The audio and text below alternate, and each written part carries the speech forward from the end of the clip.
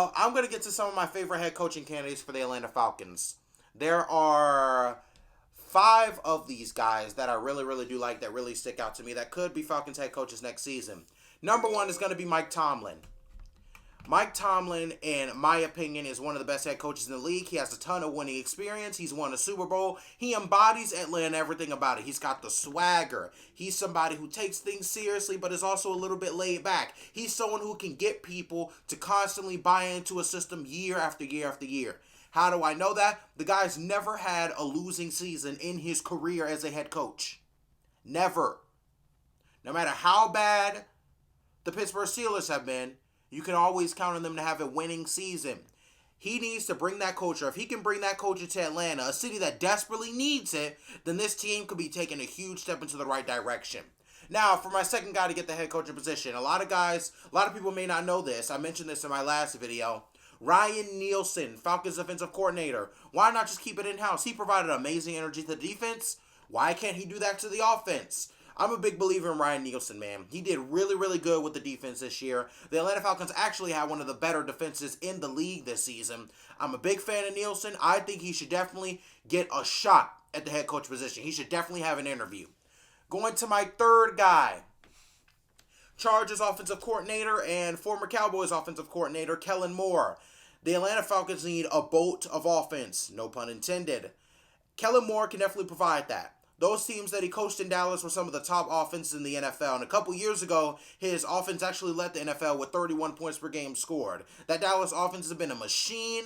It's been a machine when he got there through his tenure, and it's even a machine since he left. But man, when you see what Kellen Moore did with that offense in Dallas and how he completely changed the culture in Dallas from sort of a running, slower offensive system to now an explosive play, innovative offensive system. And even if you see what he did when Justin Herbert was good and healthy with the Chargers, when Keenan Allen was good and healthy with the Chargers. I mean, Keenan Allen was on pace to lead the league in receptions this year.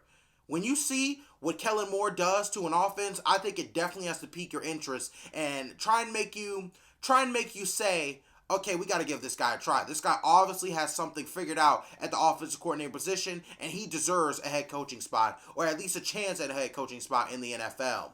Now, my fourth guy is a guy by the name of Bobby Slowick. He is the Texans offensive coordinator. And a lot of you are going to ask me, Micah, what in the world do I want to do with the Houston Texans?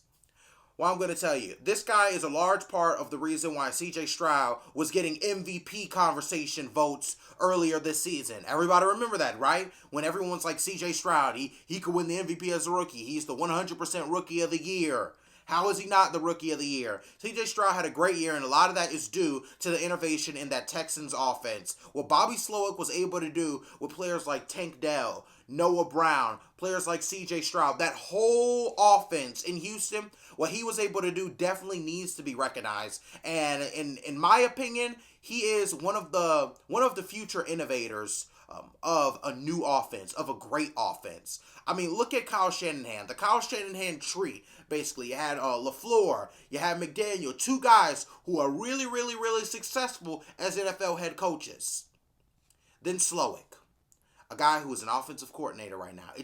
I'm just saying patterns tend to repeat themselves in the NFL. And I like Bobby Slowick possibly being an offensive coordinator, if not a head coach for the Atlanta Falcons in the future. I think he's innovative. I think he's somebody who can take not 1,000% top talent and still produce. I think he's somebody who can get the best out of his players. That's exactly what he did in Houston this season. Now, of course, going to my last guy, it's Ben Johnson, the Lions offensive coordinator. Seems to be one of the guys that is wanted across the market by a lot of NFL teams. For the last 2 years, the Detroit Lions have been a top offense in the NFL. They averaged 27 points per game this season. They were in the top 5.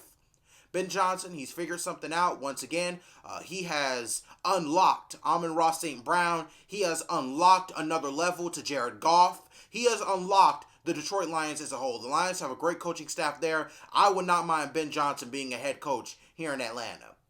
Now, with all that being said, I hope Atlanta does find a new head coach and possibly a new offensive coordinator, because our offense was drop dead awful this season.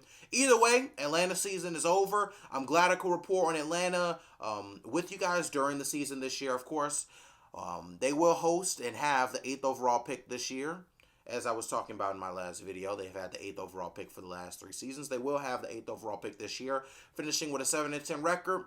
And hopefully things can get better, man. I think things are looking up for the Atlanta Falcons. If anything happens, head coaching and stuff like that, you already know I will be ready to report on it, whether it be on TikTok or a short or a YouTube video. But of course, without further ado, I'm going to end this video. Stay lusty, bless you, wish you nothing but the best. I'm going to end it. Thank you for watching.